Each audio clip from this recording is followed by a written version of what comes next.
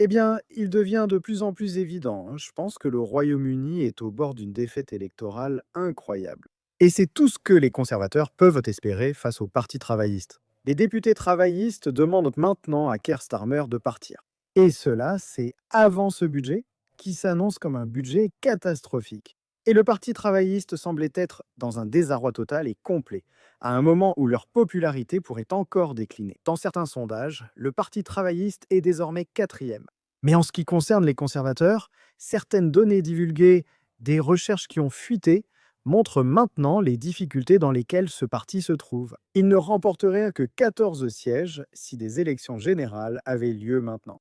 Ces données qui ont fuité dans le Télégraphe indiquent que Réforme obtiendrait une majorité de 46 sièges.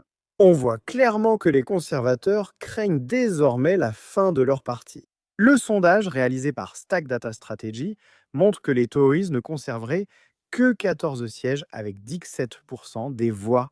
Ils seraient réduits à 3 sièges dans le nord de l'Angleterre et en Écosse réunie, et un dans les Midlands.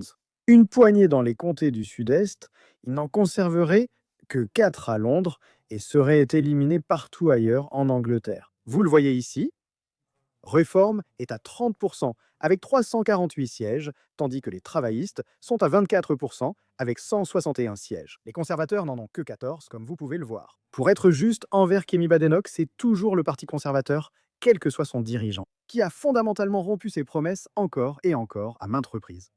Un parti conservateur n'a aucun intérêt s'il impose des taxes et une immigration élevée avec des frontières barrières faibles. Et ils ont complètement et totalement perdu le fil. Et donc il semble que même ceux du parti Tory réalisent maintenant que leur parti est en voie d'extinction. Et que la performance de Kemi Badenoch n'a absolument aucun effet sur les sondages. Comme je l'ai dit, je ne pense plus qu'il soit important de savoir qui dirige les conservateurs. Ils ont rompu leurs promesses. D'ailleurs, ils continuent de perdre un très grand nombre de sièges dans les conseils locaux.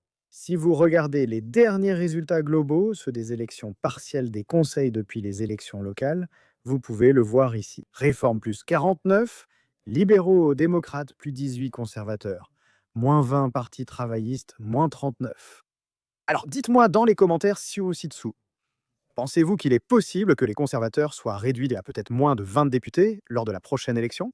Merci de me faire part de vos réflexions à ce sujet dans les commentaires ci-dessous. N'hésitez pas à liker cette vidéo. Un petit pouce en l'air et merci d'avoir regardé.